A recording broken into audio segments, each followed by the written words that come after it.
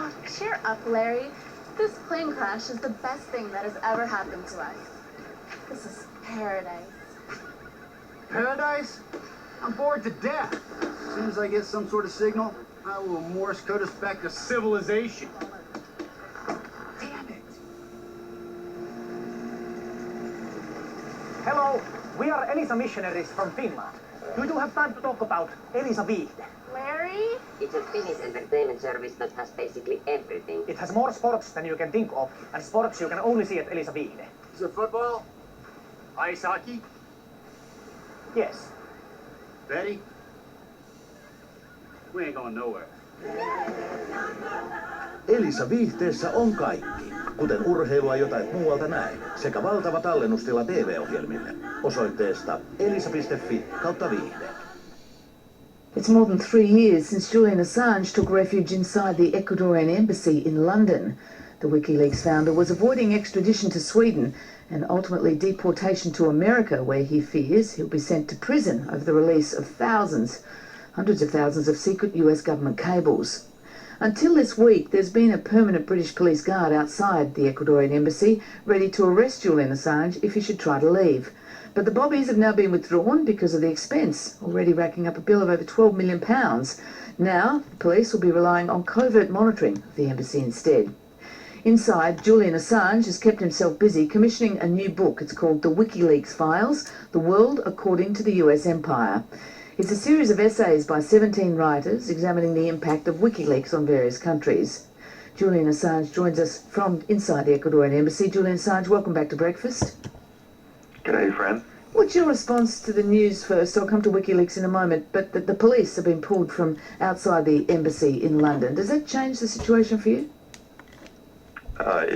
It doesn't. What has happened is they've exchanged their civilian... sorry, let's go back. What's happened is not quite what the media has reported. The police themselves have put out a statement.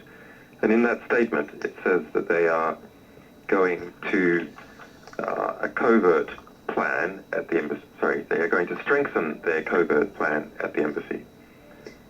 Now, that's important because there has been a covert plan for a long time. The majority of expenditure has gone on covert operations, and they're going to strengthen those. What they have done is exchange the uniformed police for police without uniforms. So you Why can has see that that? been done? Yes, go on. We can see that. Why has that been done? It has been done because the very visible presence of those police in front of the embassy has caused a variety of domestic problems here in the United Kingdom, and there's also a pending UN finding into the whole case. What are the domestic problems? Well, it has to do with cutbacks to the police services. So there's been quite a bit of debate within the London Assembly that how on earth can you spend £12.6 million, 26.5 million Australian dollars, on someone who hasn't even been charged with an offence. Okay, but it's still not, you can't step outside without being nabbed. Yeah, they have plainclothes police. They've also set up a network of surveillance cameras going back to their command centre around the embassy. Journalists should do some basic mathematics. £12.6 million over 3.3 years at a standard policeman's salary is 164 full-time equivalent police.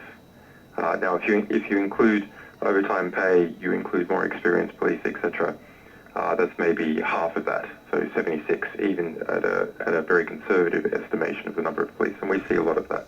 So this is a major operation. It's called a national security operation in terms of the internal literature and in the London Assembly. It's outrageous that is all spent on someone who hasn't even been charged with an offence in the UK or in any other country, and that's caused political...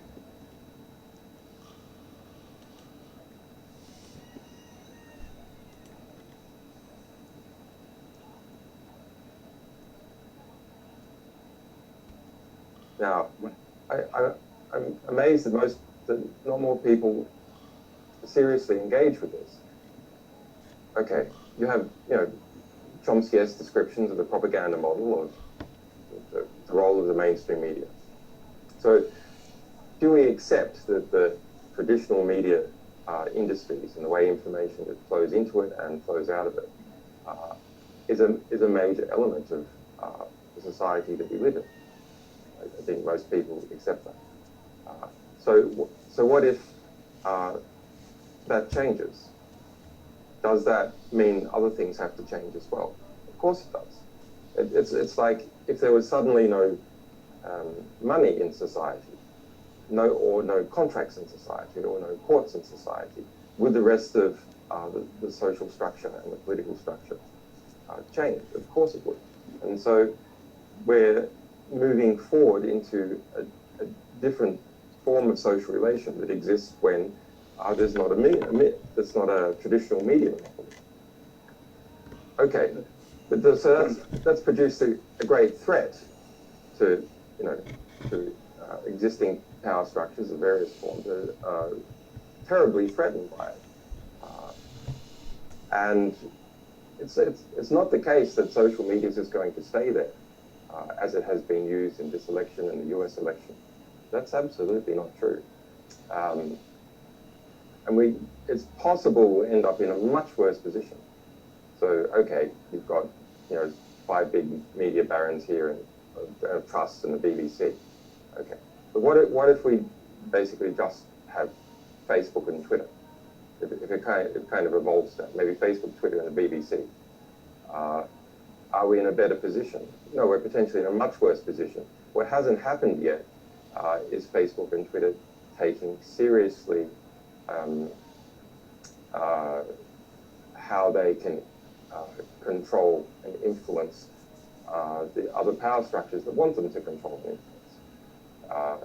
They've just started to do it. But we're going to move to a time when the various forms of artificial intelligence that have been developed at Google and being acquired by Facebook and a bit in China are going to be used to control or adjust perception. So if you imagine a Daily Mail not run by Paul Dacre, but run by purely or essentially by artificial intelligence, what does that look like when there's only the Daily Mail worldwide? So that's what Facebook and Twitter, I believe, will shift into. They must inevitably shift into that. There's already such intense pressures that Google and Facebook came out publicly and said that they were changing how they were behaving directly to deal with the French election. Essentially directly to make sure Macron won and Le Pen didn't, because they were getting such pressure from presumably their elite level connections, from their staff and so on, to make sure she didn't win. Right, we have 2 minutes left. 1 minute left. Can I just make one sentence, Yes. literally? What is so important, I would like to connect what Gina was saying. He just hit the most interesting bit. We're just talking about AI and we're wrapping up. And with your billionaire really, friends, I know. What game? All right. What game they play? This is a game that many people play. I secretly know it, but I pretend not to know it. All the dirty things, Iraq war. And what WikiLeaks does is bring in the data. Sorry, fuck you, now you know it. You cannot, because many even of my friends say, Secret Services, Army. Because it's not really written by anyone. It's literally the documents and it gets dropped. Yeah. And those it empowered, hasn't they gone through cannot pretend that gatekeeping. it's not sure, we don't know it. Now they know it. Yeah, but is there a process of gatekeeping in what gets dropped and what doesn't? Because that's what the criticism is that. Yes, but the criticism to WikiLeaks is that there is a gatekeeping process. That is true. There is. The process is it can't have been published before, and it has to be an authentic document. That's the process. And it's not an opinion. It's just the facts. Well, we also write analysis, but the power, no one really cares about my analysis or WikiLeaks analysis. I mean, they really care about it, but people basically don't. What they care about and what has serious scarcity value is the raw information that we publish. because it's, and our reputation for accuracy. So these things combined produce an undeniable reality. So when used in arguments, for example, as Zizek was pointing out, you can point to it directly there. It's quite good. You publish so much that when an event arises, like this current dispute between Turkey and Qatar, sorry, between Saudi and Qatar, Turkey is also now involved, that we can go back and look at what we published in 2015 with the Saudi cables, or more recent material with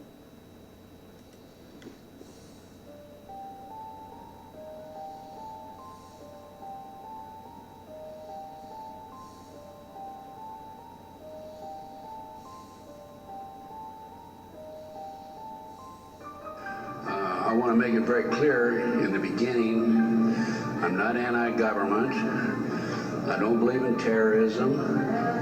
And I want to make it especially clear that there are a lot of good people in the FBI and the CIA, naval intelligence, army intelligence, military intelligence, NSA. Unfortunately, there are a few key people in key positions who have made a difference, a big difference, in what's happening in America today. So, looking back, my personal experiences, I retired from the FBI March 1979. At that time, I was in charge of the FBI Los Angeles Division. I had more than 700 personnel under my command. These men are all Freemasons, and these are Freemasons, and so are these. He is a Mason, and so is he. They come from all walks of life, from all businesses and professions.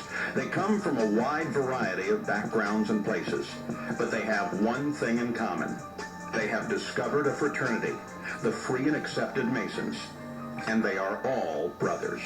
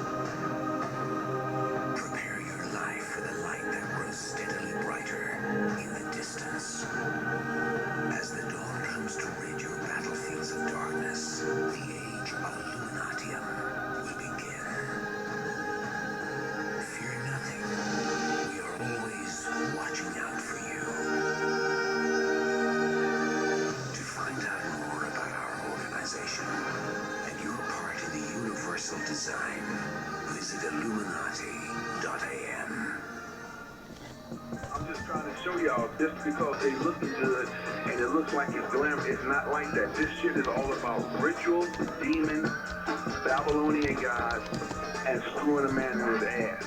You get in the music industry, they start taking you on these crazy party trips, and it's called the Pandora box. And while it's called the Pandora box, it's called because everybody that's like a masquerade. And sometimes they don't have masks on, but sometimes they do. And you have I've said this in many of my blogs before, but let's just bring it up to par, right? They have masks on, they have androgynous there, they have she-he's, they have women dressed like men. I mean, you name it, it's there. And it's all the top Hollywood actors, models, singers, hip-hoppers, you name it, is there. And they can be dressed in a disguise. So she was exposed to that. My God, I can't believe that. I can't be a part of that. Oh, what you mean you can't be a part of it? If you want your check, you want this Hollywood life, you would be a part of it, and you're not going to share these secrets. Hello, initiates, and welcome to Module 1 of the IllumiCorp video training course. I would like to officially welcome you as a member of the team. You've joined our organization at perhaps the most exciting point in our long history. Our founders shared a passionate dream to transform this country and eventually the whole world into one cohesive organization. When IllumiCorp finishes gaining centralized control over the resources of the planet, and we will, we can then organize, distribute, and govern for the benefit of all. After competition and dissent are eliminated, we will build a utopia for the people of the world to share based on need and rejoice together in a harmonious new world. There are some heavy-duty FBI informants out there like Stu Webb and Barbara Hartwell who are MKUltra mind control victims, CIA mind control victims. That's nothing, right? She's thinking, I got that over with, so she think it was nothing. She didn't really have to do nothing but me and go kiss a little. She's used to kissing women. Here's the kicker. The three producers, the headliners, the guy who make Hollywood runs like it does, right? Bring her to the upper penthouse tomorrow. So she thinking she can sign a contract. No, they want to pop her in her ass. And this is how they get down. They call it gravy. Did you get hurt? Well, that's just gravy. Now, everybody, other people may know you from Gravy and your music career. Has this sparked the acting bug? Are we gonna see you in a lot more roles following this? Yeah, definitely. This is my newfound love. Music is my passion, and you know, acting. I'm definitely getting ready to jump into it. Okay. That's a Hollywood slogan for people who just got popped in behind. Well, how did it go, man? How's your career going? Oh, I can tell you right now, baby, everything's gravy. There's been a lot of people that got their letters on the fly. And they read all the literature. They have them in a nice little room or a sweet hotel. It's real elegant. They do it really nice. And they let you read that letter and they tell you what you think. I ain't got no problem with this. Okay, sign right here. Me, former State Senator John DeCamp, and other leaders who are trying our best to expose what's happening in America today and actually around the world. Let's go back to 1776, May the 1st. Adam Weishaupt was commissioned by the Rothschild family to set up the goals to control and take over the world with a one world government. And Weishaupt came up with 25 goals. Among these goals were control the press, corrupt the youth through sex and drugs, elect our own people meaning the Illuminati, to key positions in all levels of the government, city, county, state, and federal. And it goes on. The final goal was to take over the world, the one world government. You will begin at the bottom, in the initiate category. As such, your role will be to make sure that your orders are carried out through the sub-corporations and institutions controlled by IllumiCorp. You will be placed in plain sight, at the head of a company or institution in the public sector, to carry out the plans delivered from above. Remember, your role is very important. You will be the face of IllumiCorp to the outside world. You are our connection to the masses below. Never speak publicly about your orders or your masters. Now that's the beginning of the ritual of everything that's to come for you. All the doors gonna open for you. All the doors are opening. And you ready for what they're gonna hit them with? We want you to meet some friends. Okay. Now I want you to take it personal, because we know that you're about your business and you know how to make that dollar. It's all business. Don't take it personal when you see what's up, right? They take them in this room, and there'll be 3-4 dudes on another guy. And he may know that dude in the business. They say, what you're about to see, nobody else knows. This is part of the ritual. You are not to speak about this. You seeing these dudes, transsexual, transgender, and they're all like lapping this one cat. Right? That's the first test to see if you gonna buck. A lot of dudes like, you know what? Fuck that, ain't got shit to do with it, it's all about the money. Well, it ain't all about the money, because now, what you saw done to that guy, it's your turn. And you're gonna say, they're gonna, hey, come on up in here. Nah, man, I ain't down for that. Well, do you think we're gonna keep paying you $5 million a year? Do you think you're gonna be honored on BET? Do you really think we're gonna keep putting your name in lights? Read the paper, man. Read the letter we gave you. See the letter we gave you, right? Stop bullshit. You're gonna do everything that we just did to him. Either you do or we're gonna break you. What you mean you're gonna break? We're gonna take all your money out your account. Welcome to Modern Freemasonry, as we give you a glimpse into the fraternity that has affected men's lives for centuries, and why I, and thousands like me, share this special brotherhood.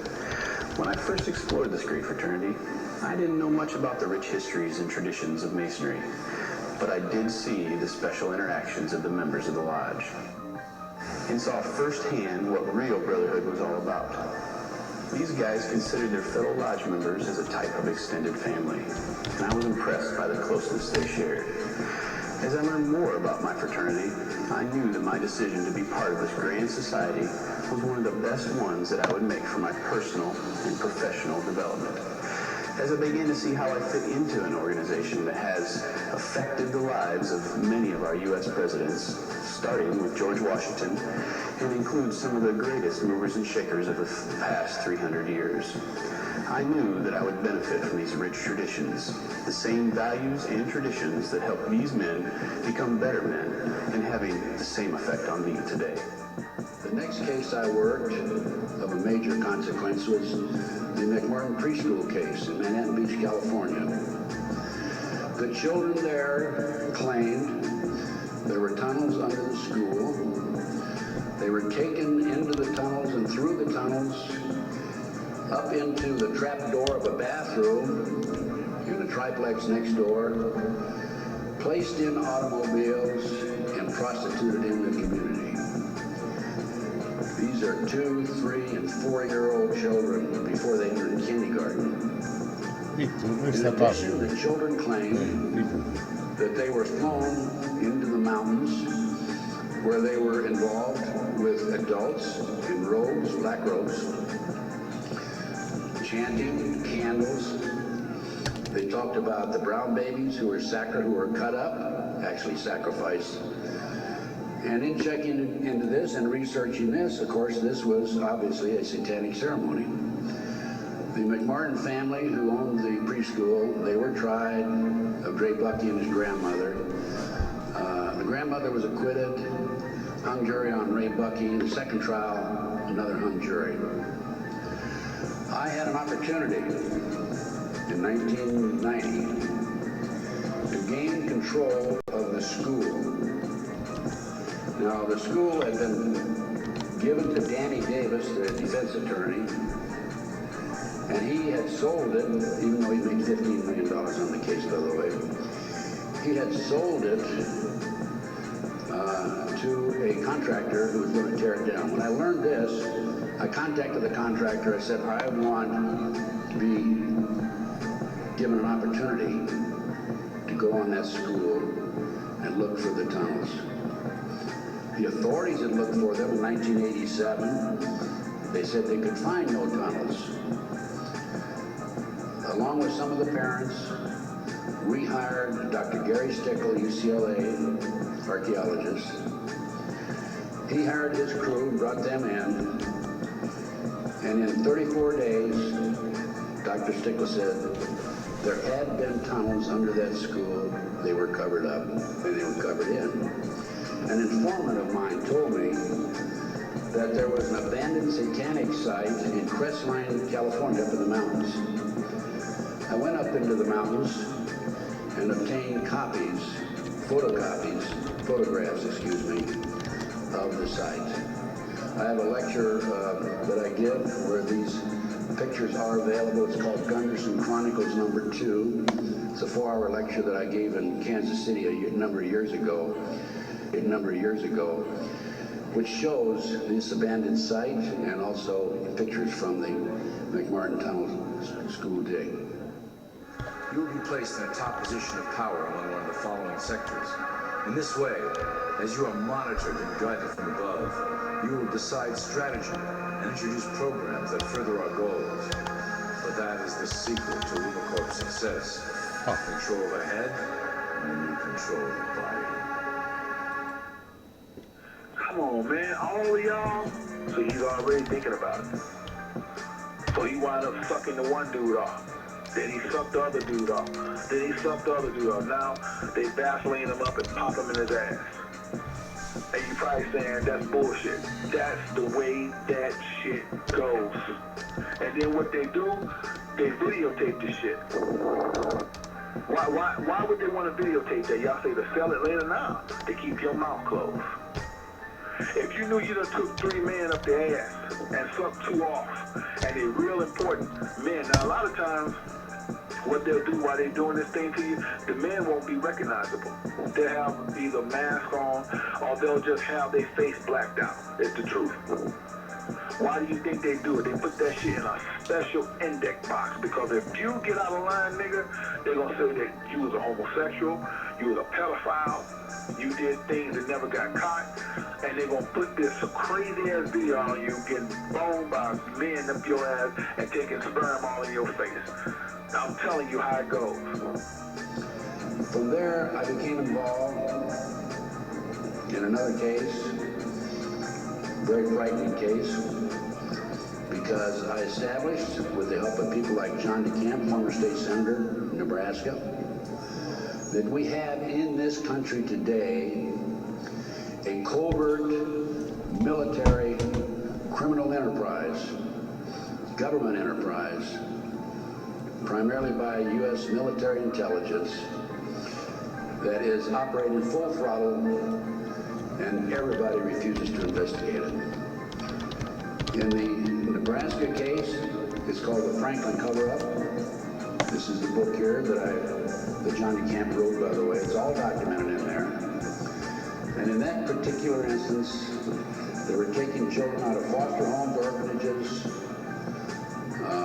Boys Town, driving them from Omaha, Nebraska to Sioux City, Iowa, 184 miles away, placing them in private jets and flying them to Washington, D.C. for sex orgies with prominent people, including congressmen, senators, and certain people in the White House. It's well documented. I have personally talked to Paul Benassi. I had a 5-hour interview with him. It's a tape that's available. I don't have it with me here, but you can order it. I have a 5-hour interview with Paul that he gave me in 1993. Paul told me how he was used. He was part of the kidnapping crew and was used as a decoy when he was 10, 11, 12 years old in parks, shopping malls, to attract the children over near where the adults were in a car waiting for them. They throw them in the back seat, chloroform them, and make off with them. Paul also told me that these children, many of them become sex slaves. Many of them are used as toys. The boys, they call the boys toys.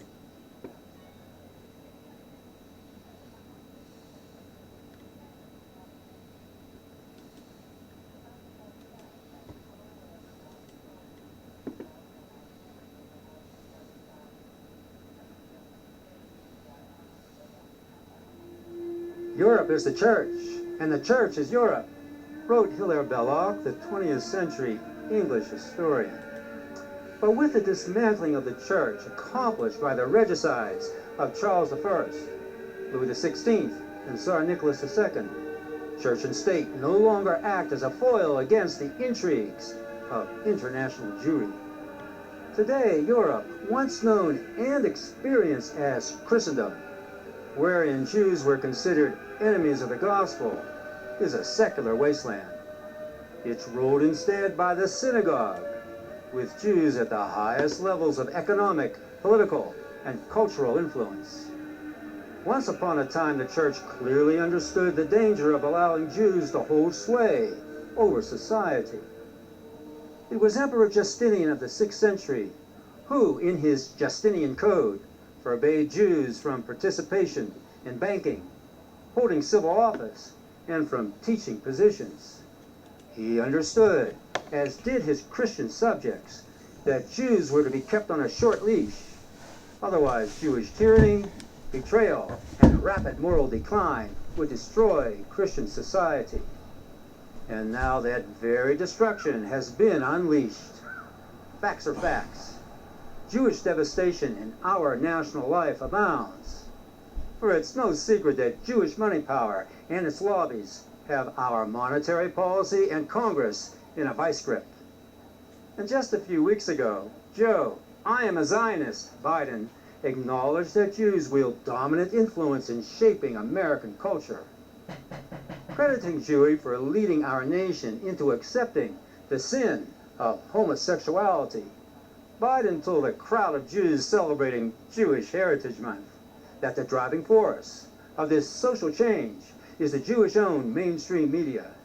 Said Zionist Joe, quote, "I bet you 85% of these changes, whether it's in Hollywood or social media, is a consequence of Jewish leaders in the industry," unquote.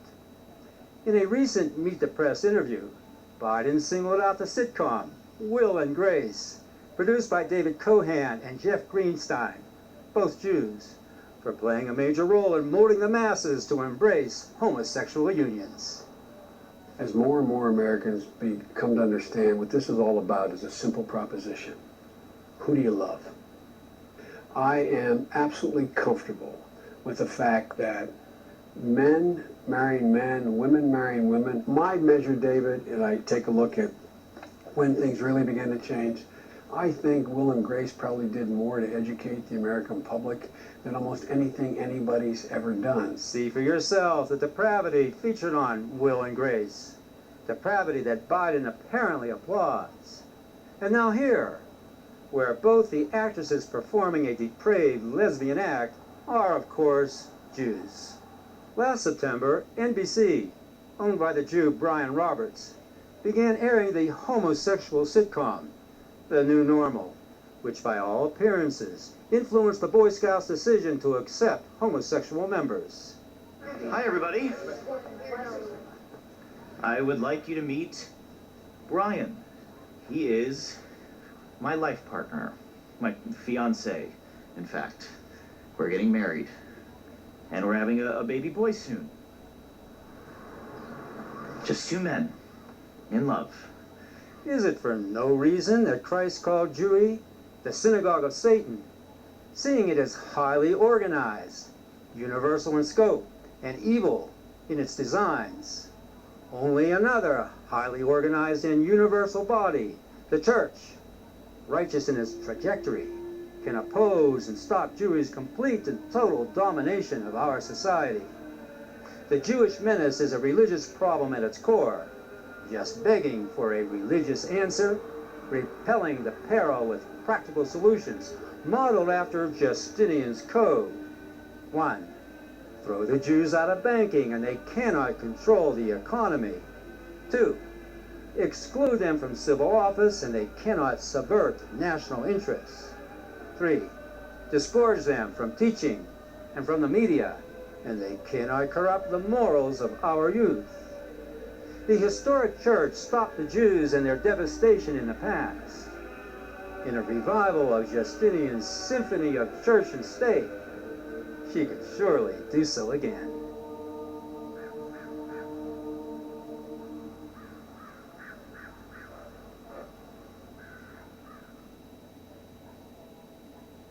Everyone's talking about the neocons, but no one's naming the names. Paul Craig Roberts says the neocons ruling D.C. are allied with Israel. Yeah, that's code for Jews.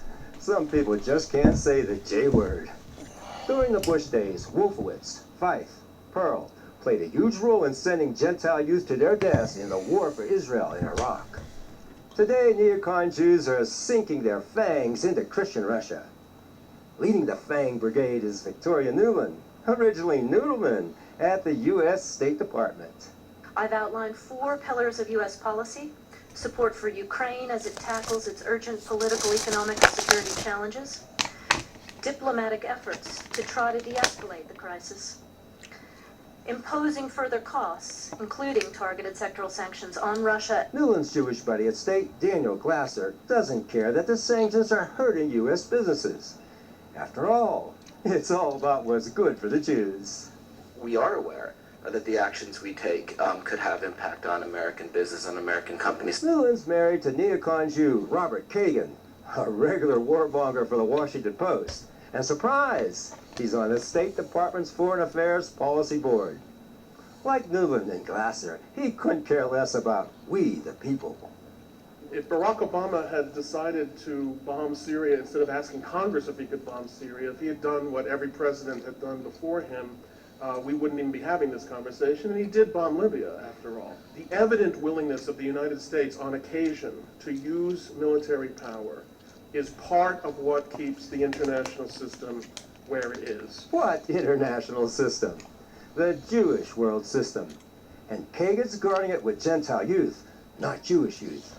Jews like Kagan don't send their own to die in their wars. Next up is neocon Jew William Crystal, who heads up the Jewish think tank, Foreign Policy Initiative, formerly Project for a New American Century, which gave us the weapons of mass destruction lie. The only thing Crystal and his useful goy, Ted Cruz, are experts at is Putin bashing. I don't think Putin is a complicated man. He is a KGB thug. In his view, the greatest geopolitical disaster of modern times is the dissolution of the Soviet Union. Hey, Cruz, before you start calling a man 100 times better than you a thug, try dealing with facts. Putin's distress about the dissolution of the Soviet Union is the economic disaster and crushing hardship the Russian people endured in the 90s. And he's alarmed over the West's intrusion into former Soviet republics like Ukraine. As for Putin being a KGB thug, it's just another anti-Putin buzzword. Putin served in East Germany, not as a thug, but as some historians say, to recruit new blood who would pledge to Gorbachev's reforms of perestroika and glasnost. Look it up. Putin was considered an outsider by the KGB old guard. We all know you're sucking up to the Jews, Cruz, so you can be next president. You pretend to be a Christian, but if you really were, you would applaud Putin for promoting the Orthodox Church in Russia and Christian values among the youth. Putin's a peacemaker, just as Christ commanded. Instead, Jewish neocons like your friend Crystal promote continual wars and political unrest. Whose side are you on, Mr. Cruz? It's time we all picked up sides. Will we side with warmongering Jews pushing us into a nuclear war with Russia? Or will we side with peacemakers around the world who've had enough of Jewish murders and genocide?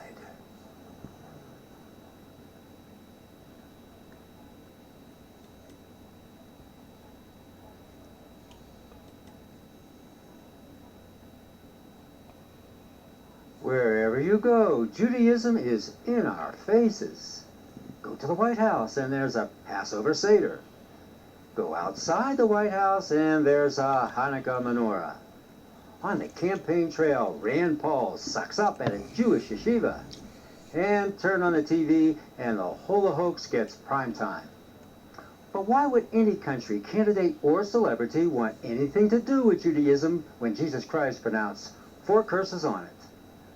The curses of disinheritance, the fig tree, desolation, and deicide. When Jesus told the Jews that their kingdom would be taken away from them and given to the Gentiles, the Jews answered, God forbid. But the curse stands. The church inherits God's blessings, and the synagogue has been forsaken. This is the curse of disinheritance.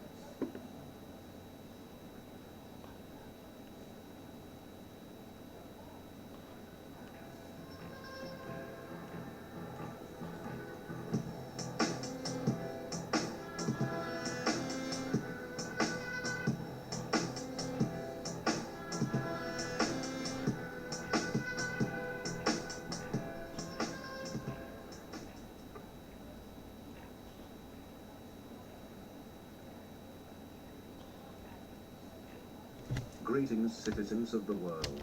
We are anonymous. In this video we will expose the ties between the Rockefeller family and the chemistry and pharmaceutical industry. The Food and Drug Administration began life as the Division of Chemistry, and was later known as the Bureau of Chemistry, long before changing its name to the FDA. It is believed that its name was changed to conceal its chemical industry agenda. It has always provided a type of legal immunity for companies that put chemicals into foods, and to pharmaceutical companies through its so-called approvals, which leave citizens without legal recourse against the chemical industry. These are the original chemists from the Bureau of Chemistry in 1909, that later became the Food and Drug Administration. Its true job was, and is, to approve and sanction products from the chemical industry, and thereby legally shield the chemical industry from us by declaring what is safe. They routinely privately gather data to share with their chemical industry partners to mitigate liability. For example, contamination information that they hide from the public. These are public relationship issues for them. Good luck winning a case in the United States court against a billion-dollar chemical company whose products are FDA approved and given a generally recognized as safe harbor status. These shield the chemical companies and give them plausible deniability. The modern FDA came into being in 1913, the same year that the Rockefeller Foundation was created. The FDA works hand in hand with the Rockefeller Foundation and the American Medical Association. The Rockefeller Foundation was founded in 1913, with its main emphasis upon medicine and medical education. The initial Rockefeller Medical School donations totaled over $550 million. In 1928 alone, the Rockefeller Foundation gave money to 18 medical schools across 14 countries. Its partners at the FDA began an aggressive campaign of suppressing medicines that competed with the chemical industry. I never have and never will approve a new drug to an individual, but only to a large pharmaceutical company with unlimited finances, said Dr. Richard J. Crott, director of the FDA's Bureau of Drugs, in January 1982. Suppressed were natural medicines that their industry could not legally control and monopolize with drug or chemical patents. Natural substances can never be patented. This is why every natural and non-toxic therapy is automatically called quackery by the FDA, the chemical industry and by medical establishment. Only unnatural, non-organic and toxic chemicals may be patented, and thus, non-toxic medicines are a threat to the business of medicine. In 1919, a $5 million Rockefeller Foundation gift to certain Canadian medical schools helped bring Canadian medical education to the 20th century. McGill University Press said, medicine was not the lucrative market, but it is today. So medical schools were begging for the Rockefeller grants that were being handed out to compliant schools. Compliance to the Rockefeller stipulations required abandoning traditional and natural medicines in lieu of a new generation of petrochemicals for drugs, and trashing entire libraries of past procedures. What happened was a preamble of book burnings elsewhere, and in some cases, the FDA did indeed have book burnings. Those were dangerous times for traditional naturopathic, non-chemical industry doctors. All dissenters who embraced the old-time, tested holistic and naturopathic methodologies of healing would henceforth be demonized as quacks in formal medical training. That was despite of some of those quacks having Nobel Prizes in medicine and vastly superior results. It was a carrot and stick strategy. Compliant schools were given the carrot, Rockefeller money, competing doctors got the stick. FDA, police actions. Some doctors died in prison for having cured patients with unapproved medicine. It is still happening.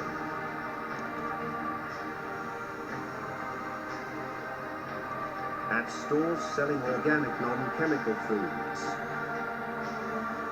certain cancer-killing vitamins, or even raw milk.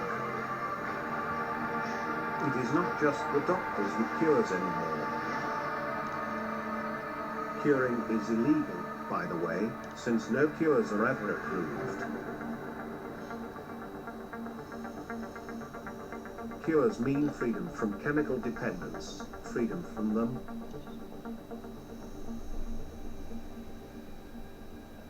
An unholy alliance was formed between the American Medical Association, the Food and Drug Administration, and the Rockefeller Foundation to ensure compliance from the medical schools.